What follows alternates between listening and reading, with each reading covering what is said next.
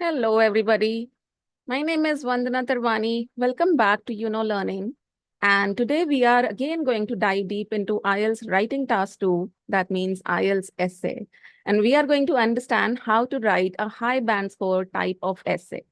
So let's get started. Let's see what does it take for you to write a high band score kind of essay.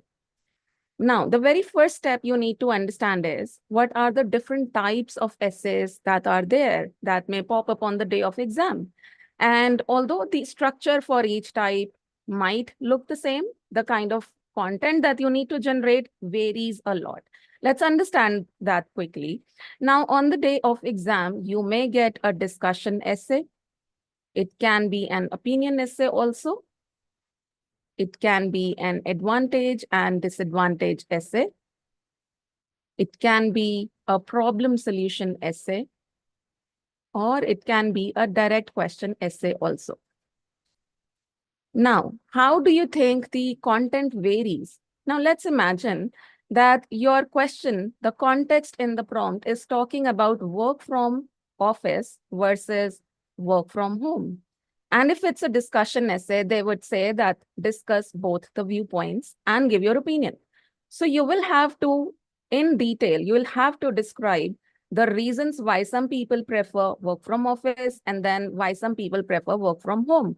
So there will be one paragraph allocated to work from office and another allocated to work from home. Whereas if it's an opinion essay, then the question might ask you that do you think work from office is better than work from home?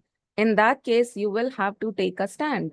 And in that case, if you say that, yes, I believe work from home is better than work from office, then you will have to justify by giving reasons that why exactly work from home is better than work from office. Similarly, in a problem solution essay, they may ask you, what are the problems that employees or that working professionals may face who are working from home, and how can these problems be resolved? And likewise, an advantage disadvantage essay also, they may ask you that what are some positives and negative aspects of working from office. So accordingly, your content would change. Now, coming to the word limit, the minimum word limit, although is 250, it's recommended that you write little more than that. Because if you write exactly 250 or less than 250, you won't get a high score. So the ideal word limit that we recommend is somewhere around 260 to 280 words. And you should be able to write this much in about 35 to 40 minutes. And that is how you'll be able to keep aside 20-25 minutes for your task 1 of the writing module. Now let's move ahead and see what we are diving deep into today. Now, this is the prompt that appeared in the actual IELTS exam on 4th March 2024. So it says some cities have vehicle-free days when private cars, trucks, and motorcycles are banned from the city center. Public transportation like buses, taxis, and metros are advised. To what extent do you think the advantages of this policy outweigh the disadvantages? So we are not going to read it superficially. We are going to dive deep into it and understand thoroughly what exactly is the context and what exactly are they asking us to do. So let's just understand. As usual, our step number 1 is understand the given statement. So this prompt is talking about vehicle-free days. And on such days, private vehicles are not allowed. Private vehicles like public-owned cars, trucks, and motorcycles. And if anybody has to commute, how they are supposed to do that? They are supposed to do that using public transportation, so using something like buses, taxis, and metros. So this is the context. And then in the instructions, they are asking us, to what extent do you think the advantages of this policy outweigh the disadvantages? So firstly, we definitely need to mention the positives and negatives of this situation where we have vehicle-free days, where we cannot commute using our own private vehicles. So we definitely need to state positives and negatives of this situation. But other than that, they are also asking us our opinion. They are saying, do you think the advantages outweigh the disadvantages? That means we are being asked to take a stand in the favor of either advantages or disadvantages. I'll repeat. We need to gave a very clear-cut opinion, and we need to tell the examiner that which side, according to us, is more dominating. Is it advantages which are more substantial or disadvantages? And how would we come to that opinion? Would we randomly decide? Not at all. We'll understand, we'll generate the content first. So we will generate some positives and some negatives. And wherever, towards whichever side we have more solid ideas, that would be our opinion. So what can be the advantage of this situation? Well, obviously, less pollution. If there are vehicle-free days, hands down, there is going to be less pollution. Then I also believe there is going to be less traffic congestion. And I also believe there can be less accidents also, isn't it? If there are vehicle-free days, that means reduced traffic on roads. That means reduced accidents. Now, coming to disadvantages. So disadvantage number one can be, well, inconvenience, a lot of inconvenience. So many people are just used to commuting every day using their own vehicles. So they will be hassled. And the another advantage that's coming to my mind is the impact, the adverse impact it will have on certain business owners who are relying on, I mean, just footfall will reduce, who are relying on these people who come to their offices using their own private vehicles. So for these business owners, there will be negative impact on their profits, on their revenue. So that can be another negative. So yeah, I mean, I can think of two negatives and three positives. So what should be my opinion? Isn't it very clear? I am bending towards the advantage side. So for me, advantages are more dominating. And that is exactly what I will write in my thesis statement. Now, what is thesis statement? Let's understand on the following slide. All right, so let's understand the structure here. Now, look here, we are saying advantages can be more or disadvantages can be more. That depends on your critical thinking skills, what kind of content you are generating. According to what I was able to generate, I had more advantages. So how I will form the paragraphs. Now, my very first paragraph is going to be the introduction paragraph. And then my second paragraph would be body paragraph 1. Third paragraph would be body para 2. And then I would be writing a body paragraph 3. We need to write about 4 to 5 paragraphs in an IELTS essay. We must write 4 to 5 paragraphs. There should never be a total of 3 paragraphs, just never. And then the last paragraph would be conclusion. Now, what exactly will go inside these paragraphs? So the very first paragraph introduction, there are going to be 2 steps. Step number 1, we will paraphrase. Now, what exactly is paraphrase? In paraphrase, we will rewrite the same information which the prompt is giving us. We will rewrite the same information, but in such a way that language changes. We are not supposed to copy the language from the question. We are supposed to change the language, but yes, meaning must remain the same. And then we move to the second step, which is our thesis. Now in thesis, for this kind of prompt, we are going to take a very clear stand. We are going to state our opinion. Please never use that language that in this essay, we will discuss advantages and disadvantages along with my opinion in the following paragraphs. Don't use that kind of language. Give a very clear-cut opinion right in the thesis statement. I believe that advantages are significantly more dominating than disadvantages, something like that. And then you move to your body paragraph 1. Now, what exactly goes in body paragraph 1? The opposite side which you are not in favor of. So we are in the favor of advantages. We are saying advantages are more dominating. That means our body paragraph 1 will be on disadvantages. Disadvantages mean also this question is asking for advantages and disadvantages. That means we must write a plural idea paragraph. We must have 2 advantages and a minimum of 2 disadvantages as well. Now, what is the structure here for your body paragraph? Your step number 1 is going to be topic sentence, wherein you are going to reveal your idea number 1. That means advantage number 1. And then in your second sentence, you will explain that disadvantage number 1. Third sentence will be your idea number 2. That means disadvantage number 2. And then you would explain your disadvantage number 2 in the fourth sentence. And then in the fifth sentence, you will write a relevant example. Now, again, a high band score tip here. If your example is relevant with your second idea, even better for your coherence and cohesion score. Now, once this is done, you move to body paragraph 2, where you will mention advantages. Following the same structure, you will have a topic sentence, your main advantage number 1. You will explain your advantage and then you will write a relevant example. And then in body paragraph 3 also, you will state advantages. Now, why exactly we are making 2 paragraphs on advantages and only 1 on disadvantage?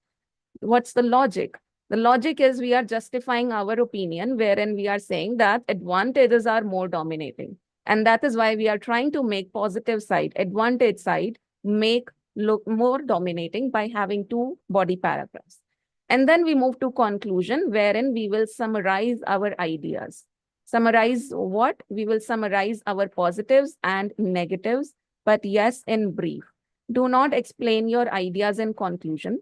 Plus, you are supposed to once again state your opinion over here in the conclusion paragraph. So this is how we are going to form structured paragraphs, logical paragraphs for this essay. Let's get started with the very first paragraph, that is introduction paragraph. All right, let's read it out first and then we will go into its details. So we are saying vehicle-free days during which privately owned two-wheelers, four-wheelers, and trucks are prohibited from entering city centers, while public transportation options like buses, taxis, and metros are encouraged, have become increasingly common in urban areas. And then we are moving towards our thesis. We are saying this policy carries both advantages and disadvantages, but I believe that the benefits significantly outweigh the drawbacks. Let's now understand what we have done to paraphrase this information. Paraphrase as in to rewrite this information in our own language. So firstly, we have shuffled the word order. Here we have got vehicle-free days in the middle, whereas here we have got vehicle-free days in the beginning of the sentence. And then we have written here in the question, it says private cars, trucks, and motorcycles. Whereas here in the paraphrasing statement, we are saying privately owned two-wheelers, four-wheelers, and trucks. And then the question says banned, we are saying prohibited. Question says banned from the city center, we are saying prohibited from entering city centers. And then we are saying while public transportation options like buses, taxis, and metros are encouraged. Now, it is very important for you to understand that although we are paraphrasing, there are going to be some words which cannot be paraphrased. So, for example, a metro is a metro, right? So, there are going to be these kind of words which cannot be changed. And then in the question, it says are advised. For are advised, we have written are encouraged. Have become increasingly common in urban areas. Now, this is a beautiful complex sentence. How exactly? Our main sentence is vehicle-free days have become increasingly common in urban areas. This is the main sentence. And in the middle, we have got 2 clauses that we have added using this linker while. So it's a beautiful language. And then in our thesis statement, we are very clearly answering this question that there are both positives and negatives, but we are in the favor of positives. Now, before moving ahead, one final thing. There are these things known as collocations. Now, this word advantages goes with disadvantages and the word benefits goes with drawbacks. You cannot say something like this. You cannot say, but I believe that the benefits significantly outweigh the disadvantages. That would impact vocabulary. So use right collocations. Now let's move forward and see how we have written our body paragraph 1. Here you go. Let's read it out first and then we'll go into its details. So it says, on the one hand, there are some potential drawbacks to consider. Firstly, businesses in city centers that rely on customers arriving by private vehicles may experience a temporary decline in foot traffic. This may impact their revenue on vehicle-free days. Moreover, individuals who depend heavily on private vehicles for mobility, such as those with disabilities or specific transportation needs, may face challenges during these periods. There are many individuals, for instance, who cannot board metros as they need pick and drop from their doorstep due to some disability and may have to depend on others. So how many disadvantages do you think we have? Firstly, this is our body paragraph 1. And here we are discussing the opposite side, that is disadvantages. Now, how many disadvantages? We'll come to that later. First, let's understand the very first sentence. This is our context setting statement. So we are telling the examiner here that this entire paragraph is about drawbacks. It's about negatives. We are saying on the one hand, there are some potential drawbacks to consider. And as usual, this is the linking device, the transition linker that we are using on the one hand. And once we have set the context as this paragraph is about negatives, then we are coming up with our very first idea using this again transition linker firstly. And our first idea is that there may be reduced foot traffic for certain businesses. That is our idea number 1. Impact their revenue on vehicle-free days. If you are somebody who struggles with developing ideas, who struggles with explaining ideas, always think of the impacts, always think of the result, that if the traffic is reduced for certain businesses, as a result, what will happen? As a result, their revenue will go down. So if you think of the result, you will not struggle for idea development. Similarly, in the second idea, we are beginning with this linker moreover. So here we are talking about people who have got special needs and therefore they need their own vehicles. They cannot commute using public transport. So we are talking about people with disabilities. Now, to expand this idea, we are using an example. Example is must in every single body paragraph.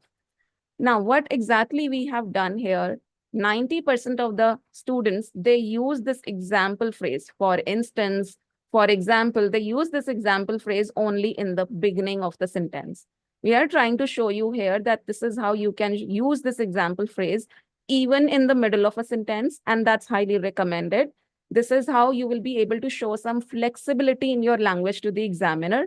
Examiner will be able to understand that, okay, this candidate knows how to use this linker in the beginning also, and this candidate knows how to use this linker in the middle also. So try to show flexibility in your language. That's about first paragraph. Now let's move to body paragraph 2, wherein we are going to talk about advantages, the positive side, what we are in favor of. So here we are saying on the positive side, implementing vehicle-free days can lead to a reduction in air pollution. And then we are saying with fewer vehicles emitting harmful pollutants into the atmosphere, the air quality in city centers can improve, contributing to public health benefits such as reduced respiratory illnesses. And then we are further giving an example. We are saying, for instance, or for example, during vehicle-free days in cities like London and Paris, there has been a noticeable decrease in harmful emissions from vehicles. Now let's understand what we have done here. So our transition linker here is on the positive side, since this paragraph is on advantages. And then this sentence, we are beginning with a gerund. Now what is a gerund? Your ing verbs. When you use ing words in the beginning of a sentence, you end up producing an advanced structure. So we call this gerund being used as a subject. I'll repeat. When you use ing words in the beginning of a sentence, you use a gerund. So this is a gerund because this is ending in ing.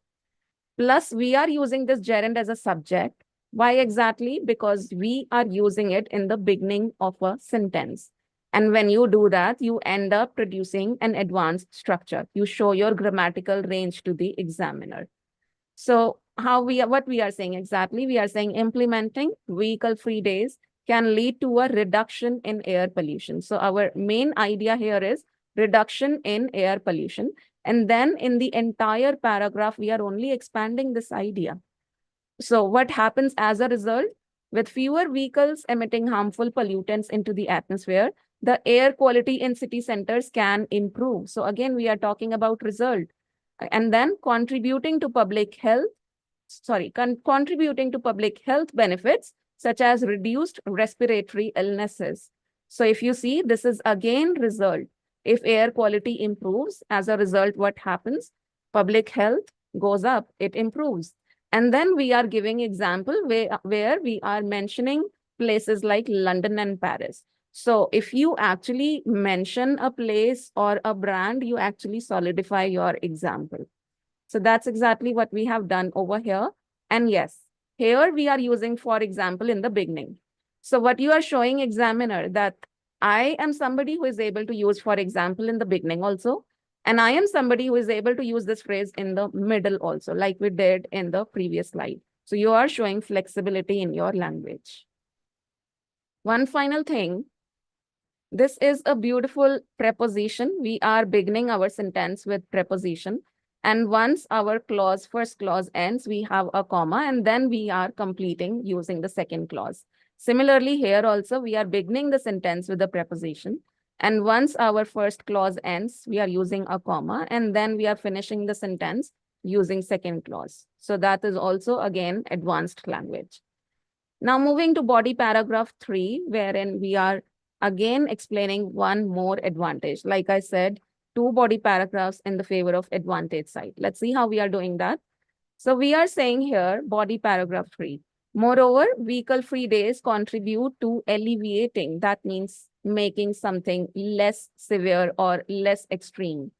So vehicle-free days contribute to alleviating traffic congestion in city centers. That means traffic jams in city centers. For instance, in Bogota, Colombia, the implementation of car-free days has resulted in smoother traffic flow, reduced travel times, and enhanced road safety. This has not only improved the overall commuting experience for residents, but also boosted the efficiency of public transportation system, encouraging more people to use buses, taxis, and bicycles instead of relying on private cars. Now let's again understand what we are doing here. So main idea is that it alleviates traffic congestion. So it reduces the intensity of traffic jams. That is the main idea.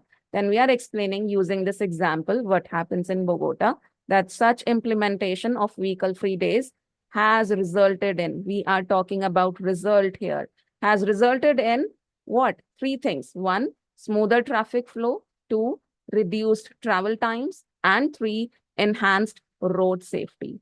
And then again, we are talking about result. We are saying this has not only improved result, this has not only improved the overall commuting experience for residents, but also boosted the efficiency of public transportation system, encouraging more people to use buses, taxis, bicycles, and so on.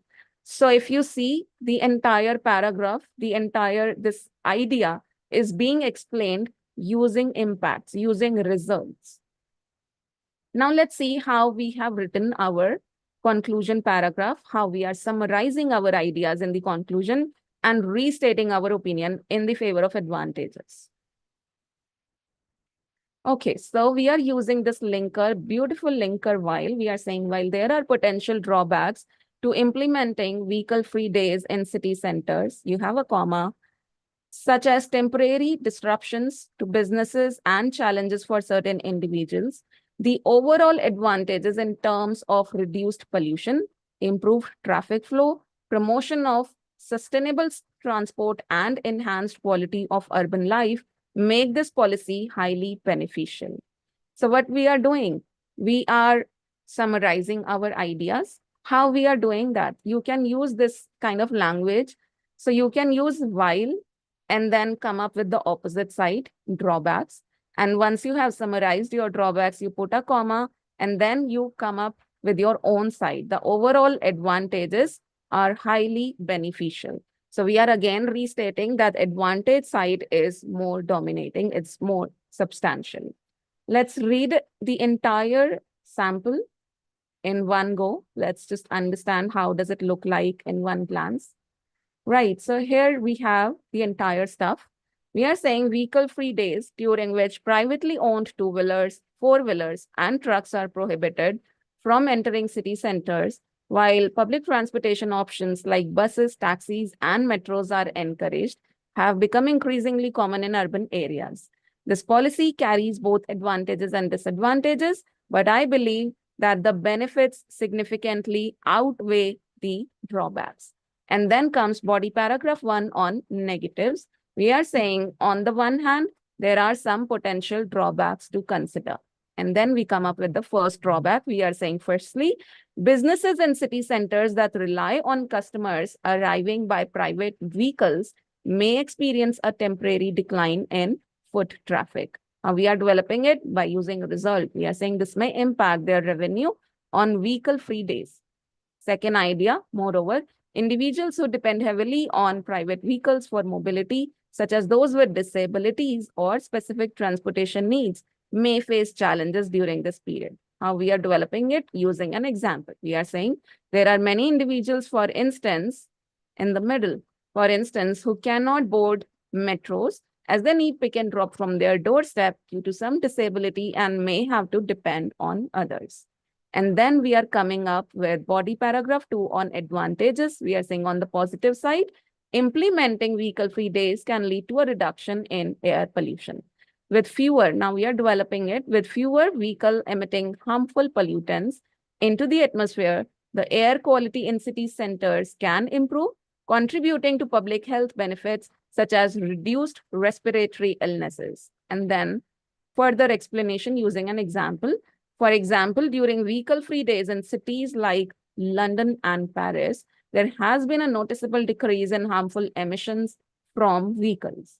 And then we have additional one more body paragraph on advantages to make this side look more dominating. What we are saying here is, moreover, vehicle-free days contribute to alleviating traffic congestion in city centers.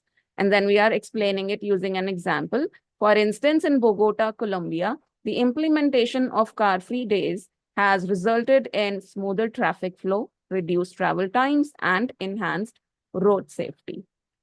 This has not only improved the overall commuting experience for residents, but also boosted the efficiency of public transportation systems, encouraging more people to use buses, taxis, and bicycles instead of relying on private cars.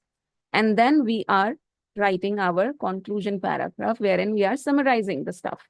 We are saying, to conclude, while there are potential drawbacks to implementing vehicle-free days in city centers, such as temporary disruptions to businesses and challenges for certain individuals, the overall advantages in terms of reduced pollution, improved traffic flow, promotion of sustainable transport, and enhanced quality of urban life make this policy highly beneficial. So that was something we discussed in detail.